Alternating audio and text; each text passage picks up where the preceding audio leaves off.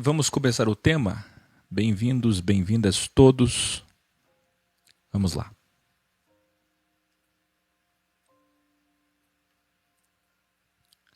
Primeira Timóteo ou Timoteus Aleph, capítulo 1. Hoje 3 capítulos em um só grau, um só programa. Educare. Agora iniciaremos as chamadas cartas pastorais. São delta cartas, isto é, 3 cartas pastorais, porque a metáfora é válida para quem ensina. A metáfora para quem ensina tanto é de pai como é de pastor. Seja um pastor, seja um pai, não importa, é apenas uma metáfora, não é cargo, não é salário, não é hierarquia, não é clero. Então são cartas pastorais porque a função é alimentar, é guiar, é tutorar, é ensinar. Inclusive Paulo usa também, outras vezes, a expressão aio, de tutores, para exemplificar isso também. Então são 3 cartas que são 1ª e 2ª Timóteo e também Tito. Tim e Timão é o prefixo que significa respeitar. E tel, como vocês sabem, de origem grega, porque Timóteo era de origem grega, é o sufixo que significa Deus ou deuses. Portanto, Timóteo é aquele que respeita o Criador. Esse é o significado etimológico do seu nome. O nível cultural que se revelava em Éfeso era excelente. Pessoas muito estudadas, excelentes em seu idioma, na linguagem, bem de vida, prósperos, destacando-se ali aqueles que a gente já falou em 1 Coríntios, os estoicos e os epicureus. Então havia essa dicotomização ideológica entre estoicos e epicureus, filósofos que contenderam com Paulo em Atenas, como vimos nos originais de Atos 17. Os epicureus, como nós vimos também em 1 Coríntios 1 e 2, ensinavam que o prazer é o melhor bem da vida. E os estoicos, ao contrário, ensinavam que o prazer não deveria ser buscado na vida. Então veja a dualidade. Enquanto o epicureu vai focar no prazer da vida, curtir, aproveitar, que a vida é única, o estoico rejeitava o prazer e por isso que vem a proibição a casamento, a alimentos, esse absurdo, que também foi visto entre gnósticos, entre cátaros, enfim. Então ensinavam que o prazer não deveria ser buscado na vida ou não deveria ser prioridade.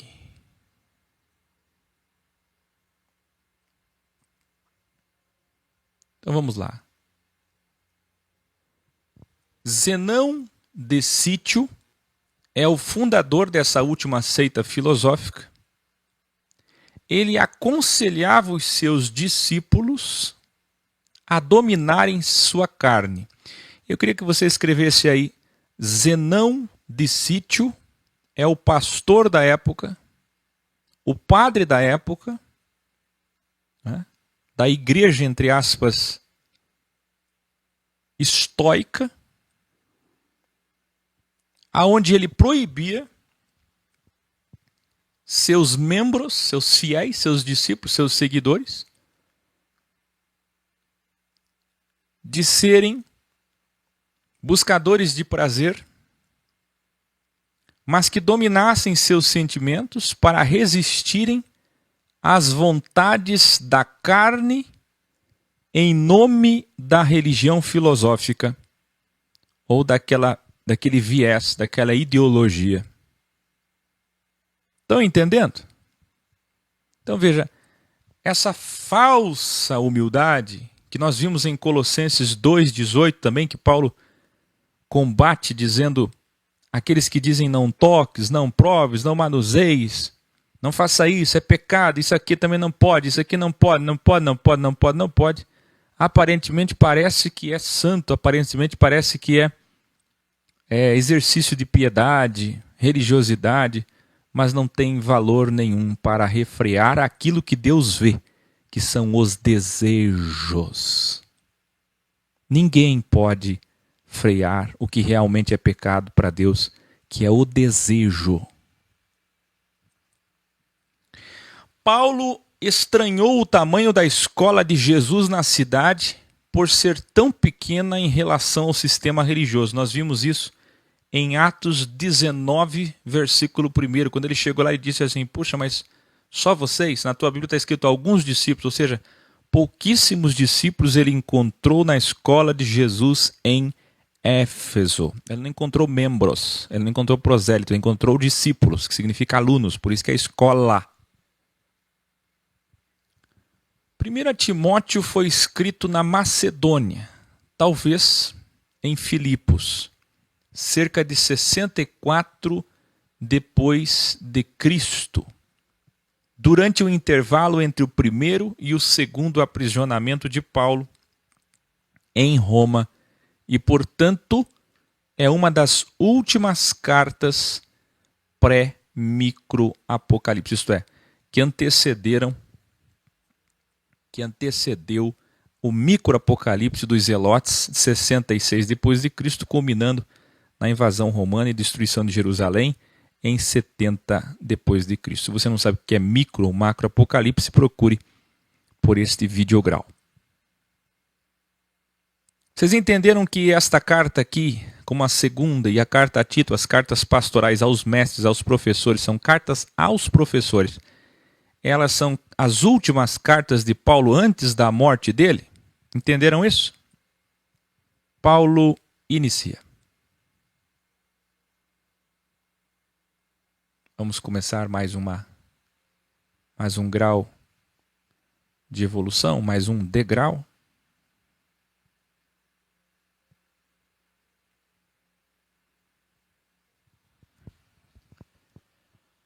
Paulo, mestre enviado de Cristo Jesus, por chamado, vocação, chamamento do Criador, nosso Salvador também, Criador e Salvador, e nossa esperança. A Timóteo, meu verdadeiro filho na fé. Agora a metáfora é de pai. Graça, amor, graça já é amor, e paz do Criador e Senhor Jesus Cristo. Graça nunca é cumprimento litúrgico nem solene, mas sim contraposição à primeira Bíblia.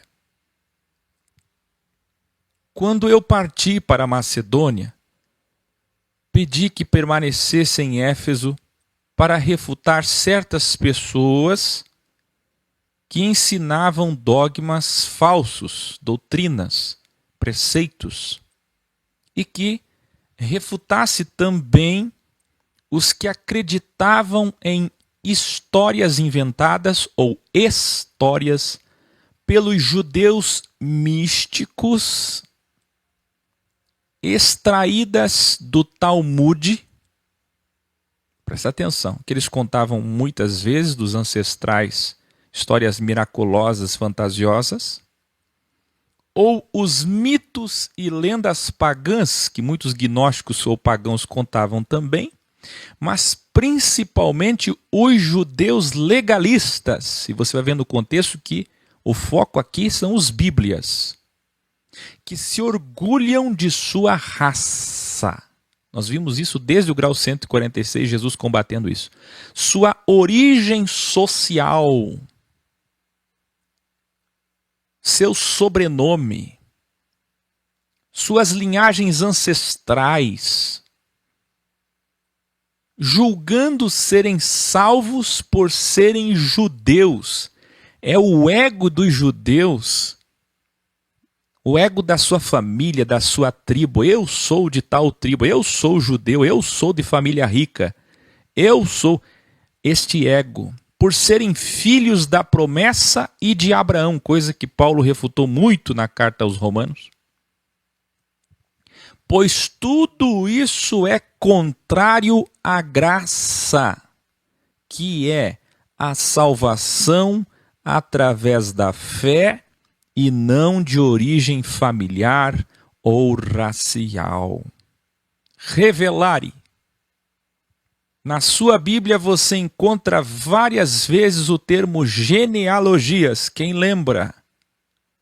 Mas não está em foco as genealogias da sua Bíblia literalmente, meu querido.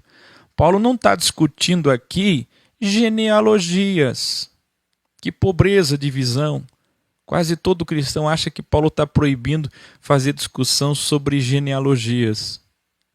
Sobre Mateus 1, Lucas 1. Sobre as genealogias no início das cartas, no início dos livros, no início do Velho Testamento.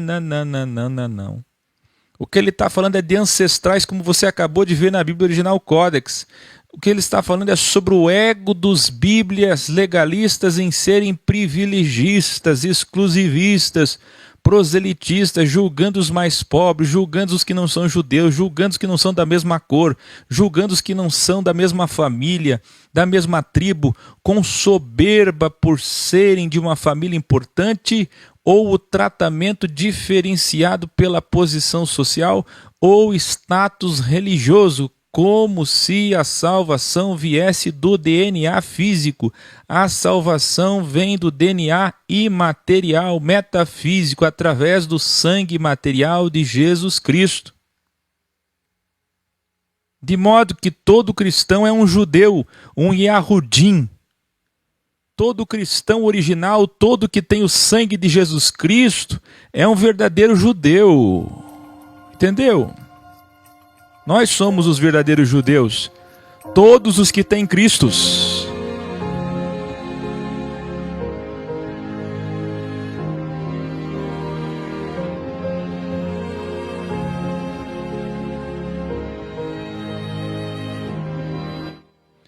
Paulo continua. O objetivo desse ensino é o amor que procede de uma consciência limpa, de uma boa intenção, do bem e de uma fé sincera sem interesses. Alguns se afastaram do amor e da fé, voltando para debates inúteis. É o que você mais vê hoje. Onde você vai? Debates, embates vãos. Na rede social o tempo inteiro. Sarcasmo, ironia, deboche, vingança, meritocracia, mal por mal, dente por dente, olho por olho, citando a Bíblia, zombando, rindo, dizendo que está tudo bem, que se amam, mas é tudo mentira. Querendo ser mestres da Bíblia, olha o que Paulo vai dizer. Querendo ser mestres da Bíblia. Então quem é o foco aqui? Os legalistas. E não gnósticos, como diz a teologia, mais uma vez mentindo, desviando o foco deles. Está falando deles. Olha aqui, ó, mestres da lei, da Bíblia. O que é Bíblia? Bíblios, junção de livros. Não existe Novo Testamento. Teólogos, Novo Testamento é graça. Teólogos, quando, na verdade, não compreendem nem o que dizem, nem as coisas acerca das quais fazem afirmações como se realmente soubessem do que estão falando. Olha só.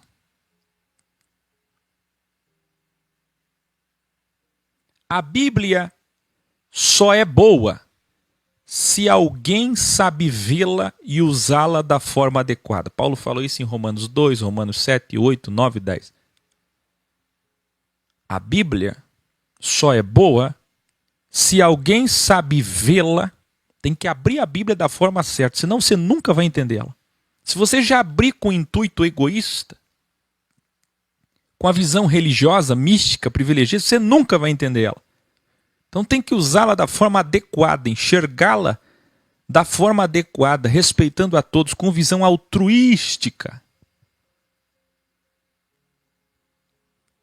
A Bíblia não foi feita para os justos, mas sim para corrigir os maus que são insubordinados, sem amor, sem entendimento, sem luz e sem ordem. Quem são esses? Os que praticavam imoralidade sexual desde 1500 a.C., foi feito para conduzir aquele povo, aqueles 3 milhões de judeus, entre eles, antiéticos, imorais sexualmente, isto é, que adulteravam, que traíam, que estupravam, criminosos, assassinos, violentos, mentirosos, falsos e todos aqueles que se colocavam contra a unidade do corpo de judeus, a congregação israelita, contra as ordens de Moisés, de Arão, contra os cabeças tribais, contra a organização de todo o bem comum, de todo o povo, aquilo que nós chamamos de errad, e contra a verdade. Não é? Aqueles que são insubordinados, anarquistas. A verdade da primeira Bíblia está na segunda Bíblia que ensino, diz Paulo, a graça. Isto é, a segunda Bíblia não é o Novo Testamento, que foi compilado depois, 5 séculos depois, feito pela Igreja Católica. A segunda Bíblia é imaterial. Escreva aí, a segunda Bíblia é graça, aprenda. A primeira Bíblia que é material. Tá, então o que são essas cartas de Paulo? Por que você está lendo, Akel? Porque Paulo está dizendo o que é Bíblia. A Bíblia agora é graça.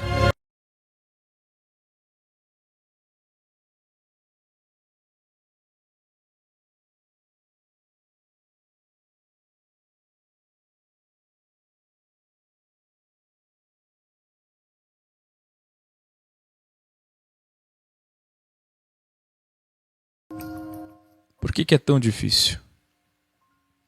Este é o anúncio da verdade do Criador, o Evangelho, a graça, caris. Pois toda a verdade da primeira Bíblia foi escrita para quem é errante, transgressor, pecador, aquele que descaminha, aquele que é desordeiro, aquele que precisa de regra, aquele que precisa de lei. A lei é feita para quem é do mal e não para quem é do bem.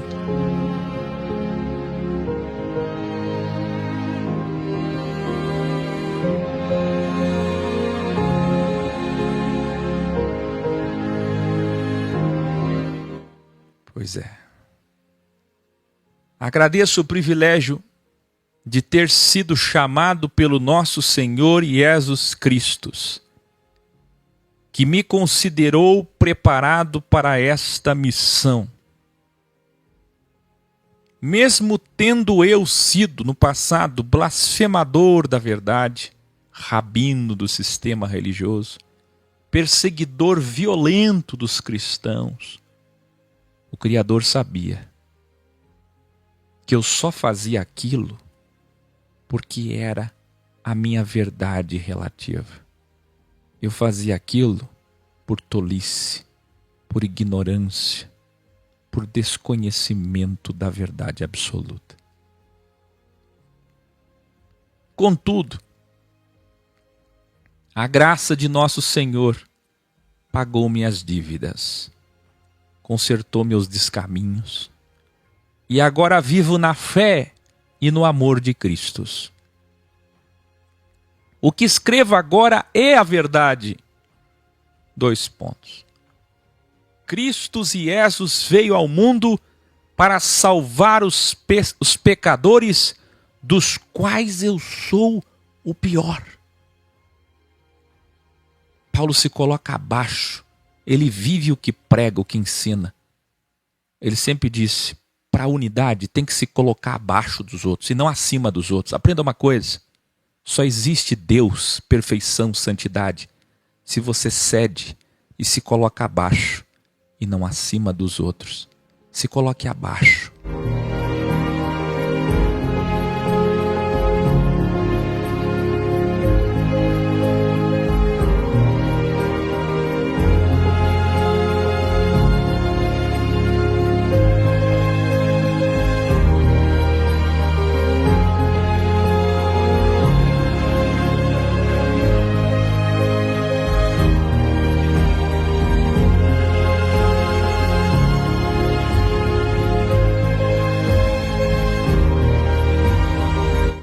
Eu sou o pior, o que andei mais longe. Sendo eu o pior dos pecadores, fui perdoado. E assim Cristo demonstrou toda a sua paciência, me vendo como um criminoso em nome da fé do sistema religioso, matando hereges. Eu achava que estava servindo a Deus quando eu odiava o Áquil, quando eu queria o Áquil morto, quando eu queria que a mão de Deus pesasse sobre ele, eu achava que estava fazendo certo. Não é assim? Estou dando um exemplo. E agora, eu sou um exemplo, diz Paulo, para aqueles que também precisam crer, confiar na verdade e assim ter a vida eterna. Ao Rei eterno, único, criador, imortal, invisível, imaterial, seja a honra e a glória para sempre. Timóteo, meu filho, meu aluno, sua missão já foi confirmada por vários pregadores da verdade. Aí na tua Bíblia está profeta. Aí você, como conheceu a profecia de outra forma nos últimos 100 anos por causa do pentecostalismo, vai imaginar outra coisa. Foi confirmada por vários pregadores, ou seja, muitos já viram talento em você. Muitos já confirmaram que você realmente tem uma missão.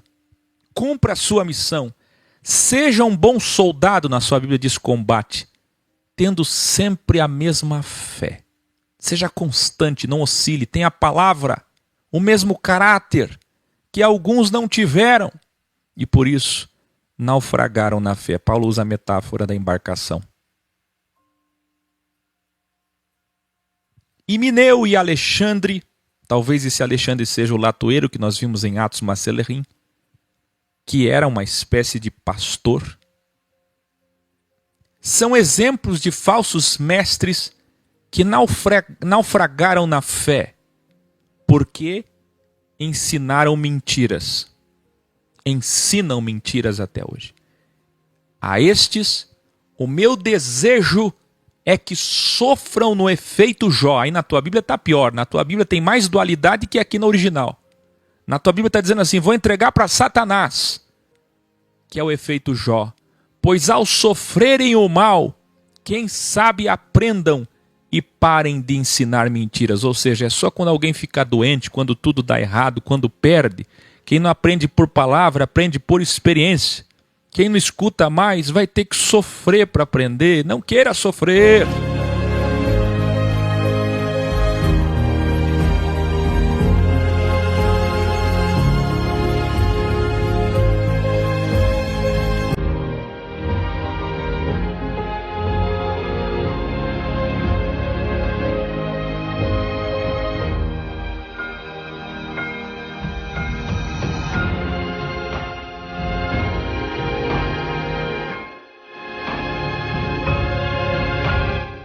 Aqui encerra 1 Timóteo capítulo 1. 1 Timóteo ou Timóteus, Aleph, capítulo 2. Meu primeiro ensino é que sempre desejem e peçam ao Criador por todos os homens. Todos os homens. Não está em foco aqui apenas autoridades. Nunca. Mas principalmente para as grandes autoridades, reis e presidentes, desejando que tenhamos, qual é a finalidade? Uma vida de paz, tranquila, com dignidade e amor. Pois desejar isso, querer isso para as nações, para os países, estados, municípios, vilas, bairros, autoridades, sociedades, é o que o Criador espera de nós. Que busquemos a paz num mundo conturbado. Essas orações não devem ser para outra coisa, senão para a salvação de todos os homens. Para que todos os homens cheguem ao conhecimento da verdade. Revelare. Grande engano dos pastores e padres da teologia do sistema religioso, desses que são políticos, orando pelos presidentes, como Malafaia fez recentemente, e o pastor da Batista pelo Jair Messias Bolsonaro, e sempre farão, e exigindo do povo de suas sinagogas oração pelas autoridades, citando esse texto isolado, sem analisar seu contexto, que no final, nos últimos versículos aborda explicitamente o que ele está falando, a salvação. A oração ali é para salvação, conhecimento da verdade, porque o conhecimento da verdade leva à salvação. E nunca para prosperidade, proteção, interferência, privilegismo.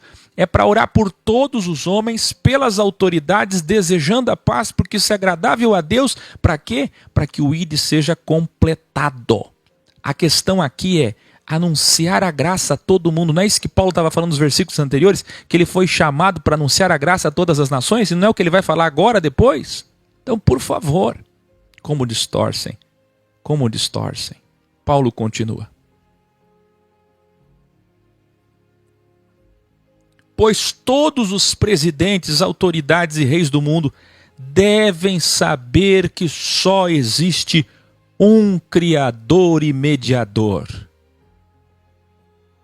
O Criador, Espírito, feito homem, matéria, Jesus Cristo, o qual encarnou em um homem para salvar a todos. Jesus é a testemunha do Criador aos homens, a testificação, a testemunha, o encarne, a teofania. A verdade é que fui designado mestre desta verdade a todas as nações pagãs. Então, do que é que Paulo está tratando? É para ficar orando pelo Bolsonaro, por Israel, para que Deus dê prosperidade para o Brasil, para os Estados Unidos? Não! É para que os homens se salvem.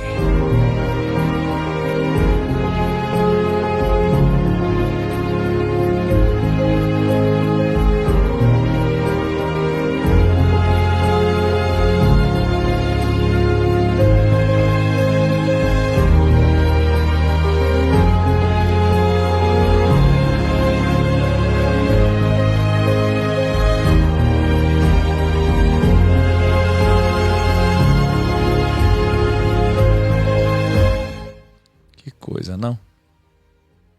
Ensino para que se reúnam em todo lugar, com as mãos levantadas,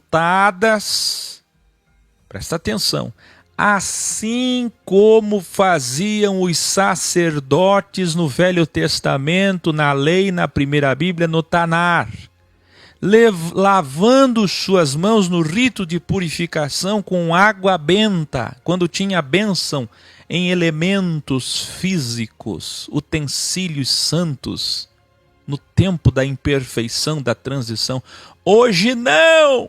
Hoje na graça, no imaterial, ter as mãos santas é ter ética, moral e caráter. Quem lembra do grau que eu ensinei que quando diz oração também está se referindo à reunião? Orar é o mesmo que se reunir no original.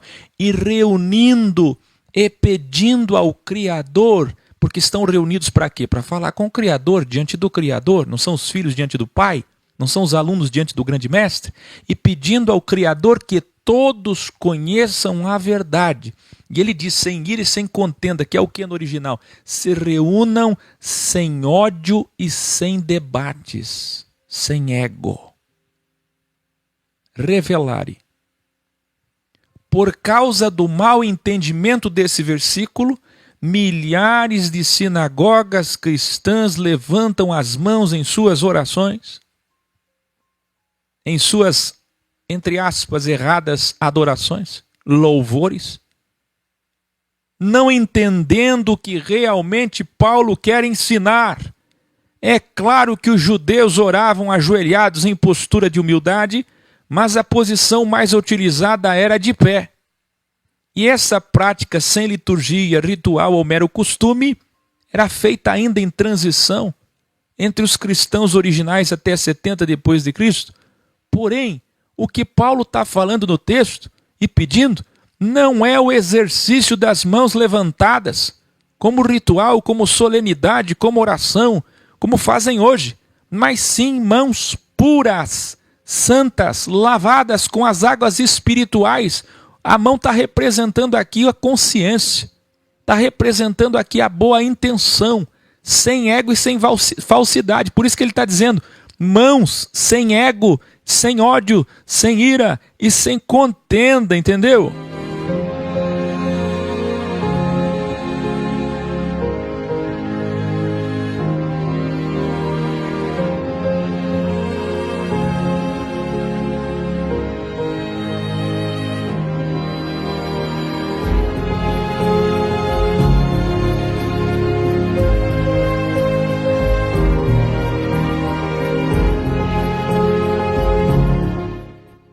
Paulo continua.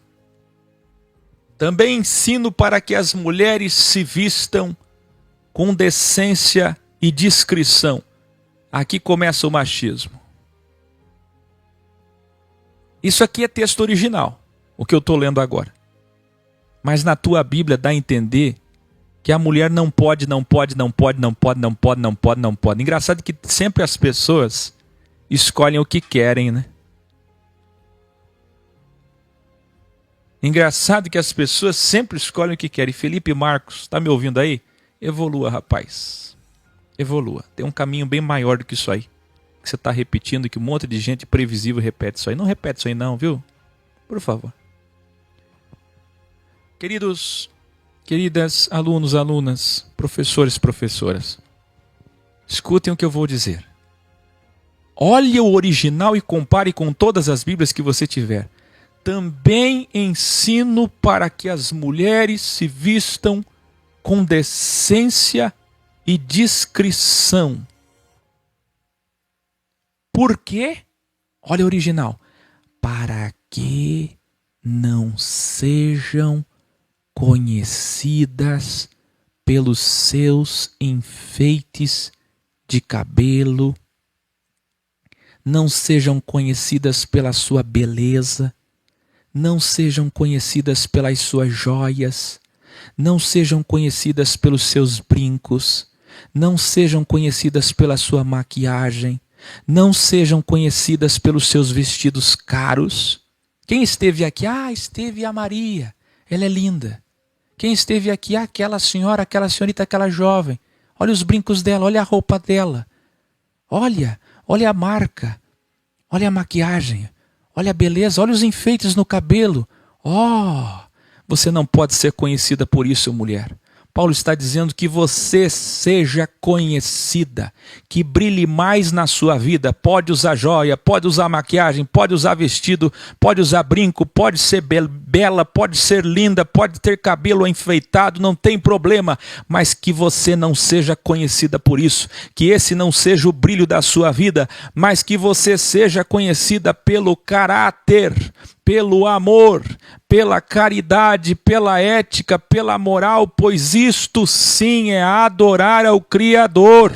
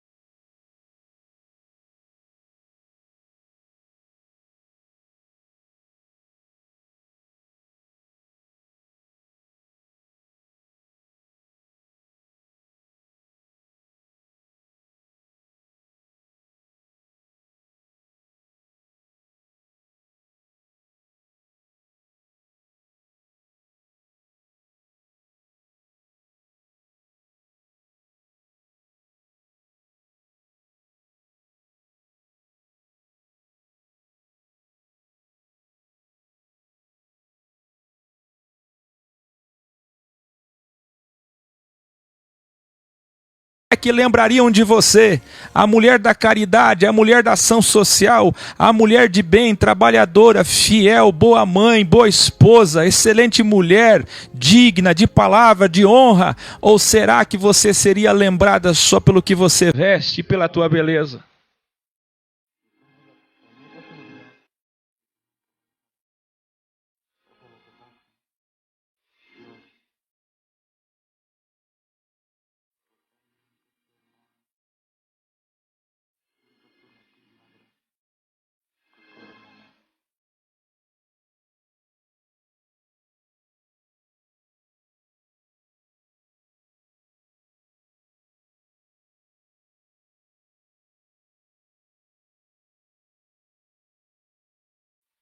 Revelare. Se os próximos versículos forem originais, então toda a graça, todo o trabalho de igualdade que Jesus fez na cruz, Maria, Maria Madalena, Joana, Susana, a mãe de João Marcos, as reuniões na sua casa, todo o trabalho de Lucas, depois da cruz, colocando como todos sendo iguais, sem diferença de raça, cor, sexo, gênero, valorizando as mulheres. Todos os acréscimos e variantes textuais que vimos, por exemplo, em 1 Coríntios 14, que manda as mulheres ficarem caladas. E outras passagens que vimos que são acréscimos comprovados por enciclopédias bíblicas, de análises de códex de originais, tudo isso será contraditório.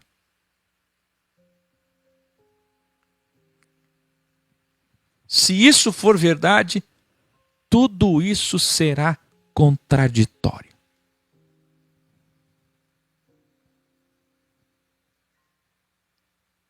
Aqui na sua Bíblia, pegue elas aí, pegue todas as Bíblias agora. Você encontra vários textos, versículos machistas que vão contra a graça, pois o caos do machismo de Gênesis 3,15, onde Deus impôs o caos, acabou na cruz. A maldição acabou na cruz, a dualidade começa o seu fim na cruz e o machismo também. Vejam que gritante acréscimo posterior feito por rabinos você encontra na sua Bíblia, que diz o seguinte, ó. Abre aspas, olha o que está na tua Bíblia. Ah, eu não aceito esses originais do Akel, então você prefere a tua Bíblia, as tuas Bíblias, as tuas traduções e versões? Então tá bom. Olha o que diz na sua Bíblia, abre aspas. A mulher deve aprender em silêncio, com toda a sujeição. Não permito que a mulher ensine, nem que tenha autoridade sobre o homem. Esteja, porém, calada, em silêncio. Ou seja, Paulo está indo contra tudo que ele falou, sendo que ele havia pregado igualdade como Cristo. Do Cristo que sentava com qualquer mulher, andava com mulher, aparecia com mulher, era cuidado por mulheres, sustentado por mulheres. Isso daqui, se fosse original, quebraria toda a Bíblia. Toda a graça. Isso aqui só se encaixa se fosse Velho Testamento. Por quê? Porque os rabinos discutiam se as mulheres tinham alma, você lembra? Os rabinos discutiam se as mulheres eram de fato tricótomas, que elas deveriam ser bicótomas. Nem alma tinham, nem raciocínio, nem intelecto. Que elas valiam menos que um cachorro. Um escravo e uma criança podiam entrar na sinagoga e ler a Bíblia, ensinar, aprender, mas uma mulher não podia. Uma mulher não podia nem sequer estudar, nem evoluir, nem aprender, nem ensinar. São textos como esses que tornam Paulo machista porque estão na tua Bíblia, mas não foi ele que fez, que difamam o trabalho de Paulo. Portanto, Paulo não pode ser penalizado por adulterações bíblicas posteriores feitas pela Igreja Católica e pelos rabinos, pois, afinal, o cristianismo de Constantino, a Igreja Católica Apostólica Romana, é a extensão e reforma do judaísmo machista e maçônico.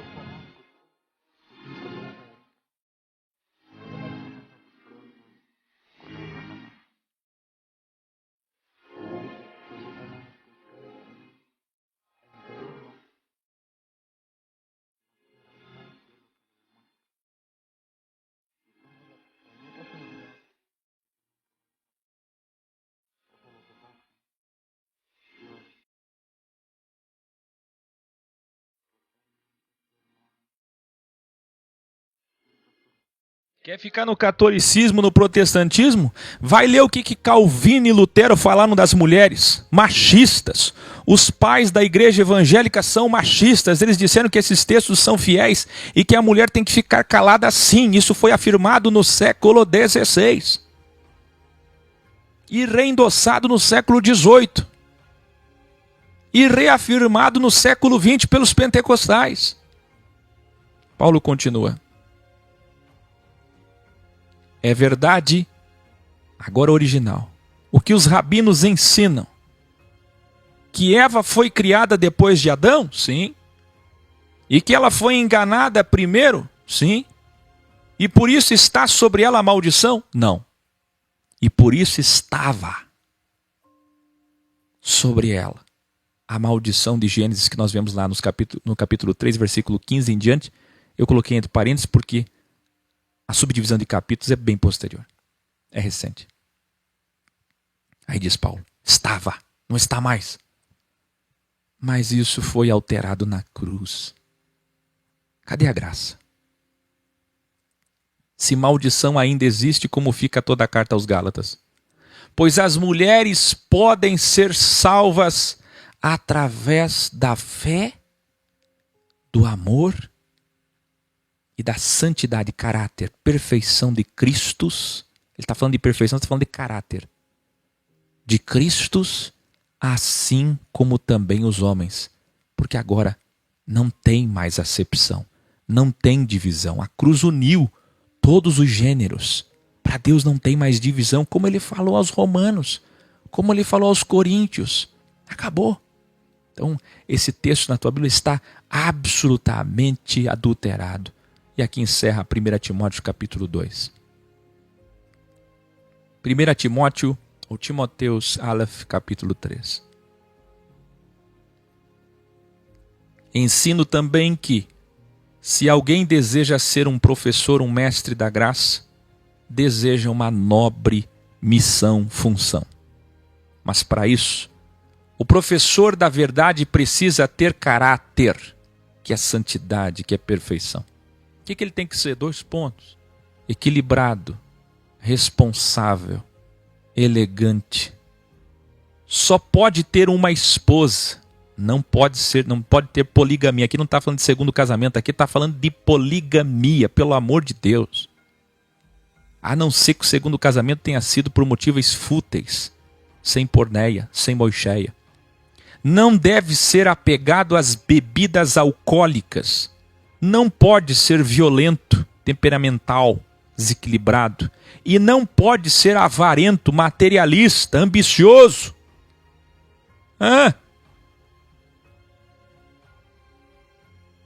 O professor da graça deve ser cheio de amor, como a própria palavra graça nos ensina.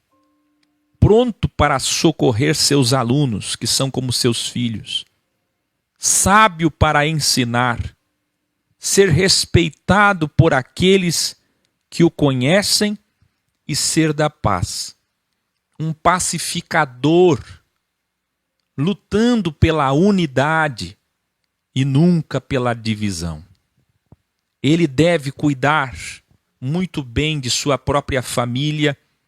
Ele deve ser um exímio pai, saber educar seus filhos, pois, se não sabe cuidar da sua família, governar sua família, como vai administrar, cuidar, governar uma escola de Jesus? como ele vai cuidar de pessoas que são como seus filhos espirituais?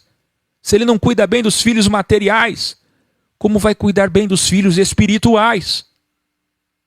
O professor da graça não pode ser alguém que acabou de conhecer a verdade, um recém-chegado na verdade, convertido, para que o ego não o domine e assim caia no seu próprio mal. A tua Bíblia está toda mística, falando de Satanás, diabo, nada disso.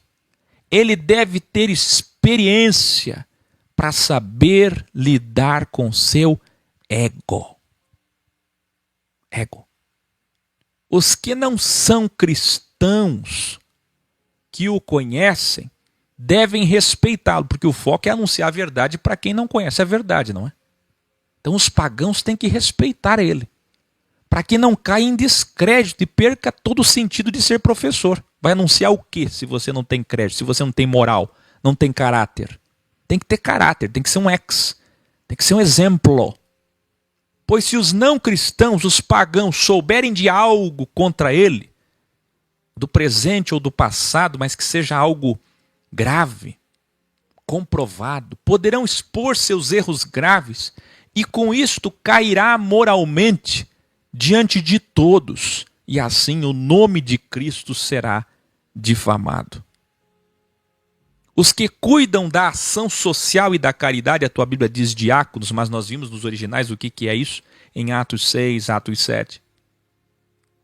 Também devem ser éticos, homens de palavra, que tenham caráter, que não sejam materialistas, ambiciosos, avarentos, que não ganhem lucros desonestos e que não bebam, ou se bebem, saibam beber com moderação. Para cuidar da caridade, vocês devem ter uma consciência limpa. Qualquer professor ou trabalhador da graça deve ser primeiramente crivado. Ele tem que ser crivado, ele tem que ser testado. Até quando? Até que se realmente prove, até que realmente se prove que não existe nada contra ele. Só então poderão ser professores ou ajudantes dos professores, como é o original de diácono, que são esses responsáveis ou responsáveis pela caridade. As mulheres cristãs, igualmente, devem ter caráter. Não podem ser maledicentes, caluniadores, ficarem falando mal uns dos outros. Na frente é uma coisa, saiu ali, entrou num recinto particular, já começa a falar outra coisa. Falando mal. Devem ser equilibradas, sábias e de confiança. Devem honrar seus compromissos. Os que querem ajudar os mestres da graça ou cuidar da caridade devem ter somente uma esposa também, sendo pais e maridos exemplares. Todos que trabalharem desta forma que ensinei serão bem vistos e assim vão adquirir confiança de todos, podendo assim ensinar a verdade, as pessoas vão confiar neles, honrando assim Cristo e Jesus, porque isso é ser cristão, isto é em nome de Jesus, nossa fé. Registro esses ensinos para você, Timóteo, embora eu espere vê-lo em breve. Mas, se eu demorar, você já sabe agora como deve ser o comportamento, a ética de professores, alunos, mulheres e trabalhadores da graça nas escolas de Jesus, pois a verdadeira igreja do Criador da vida são os cristãos. Pasmem que o sistema religioso vai usar esse texto isolado para defender o templo, mas Paulo não está falando de templo. Paulo está dizendo o seguinte: os cristãos verdadeiros, vocês, seguidores de Cristo, que representam o nome dele com caráter ético e moral, são a igreja viva. Por isso que está escrito viva aí na tua Bíblia. Viva, vida. Aí você pensa que é Deus vivo. Não é nesse sentido, não. Nós somos uma igreja viva, composta por carne, por gente, por pessoas, coluna e fundamento da verdade, porque a coluna ela é sustentada pelo fundamento que vem abaixo. Então ele cita a coluna e fundamento da verdade fazendo uma metáfora do que era o templo na primeira Bíblia e o que é o templo agora. Antes era coluna e fundamento físicos. Do que adiantava isso? Mas hoje é coluna e fundamento da verdade metafísico, na consciência. Aí ele diz, grande é a revelação do amor. O Criador imaterial se materializou. Olha aí, está aí na tua Bíblia. Depois se desmaterializou e foi até a imatéria, onde estão suas emanações divinas, que você lê aí, visto pelos anjos. Depois que são 72 emanações, depois encarnou em nós e nos aperfeiçoou, santificou. Foi então anunciado entre todas as nações, no ide por todo mundo, porque essa carta está sendo escrita já no final da vida dele, perto da destruição de Jerusalém. Foi conhecido por todas as nações naquele mundo pré-América, Europa, Oriente Médio, Ásia, África. E agora está novamente em espírito, na sua luz, na sua glória, na sua imatéria. E aqui encerra 1 Timóteo capítulo 3. Eu estou aqui com problemas na minha câmera, por isso não estou aparecendo, mas tenho certeza que vocês evoluíram nesses 3 capítulos. Amanhã estarei em Porto Alegre. A partir do meio-dia, um dia inteiro de trabalho que eu adiantei. Eu ia fazer essa manifestação de caridade e verdade, como sempre fiz, só no último final de semana, mas por outros motivos adiantei para amanhã e tenho que honrar esse compromisso com vocês. Amanhã feriado, portanto, em Porto Alegre, você gaúcho, compareça. Dia 16 em Tubarão, vocês do centro-leste e do sul de Santa Catarina, em Tubarão. Eu vou transmitir ao vivo vários momentos dessas manifestações de caridade, ação social e verdade. Muito lindo o trabalho que nós vamos fazer nas praças principais, em frente aos templos principais, em Tubarão e Porto Alegre. Dia 17, eu tenho um compromisso também, e dia 19, segunda-feira, eu volto com 1 Timóteo capítulos 4, 5 e 6. Depois, terça, dia 20, com 2 Timóteo. E logo, logo a gente encerra para começar o Apocalipse. E depois a Bíblia compilada. Muito agradecido por aqueles que de verdade se preocupam comigo. Muito agradecido por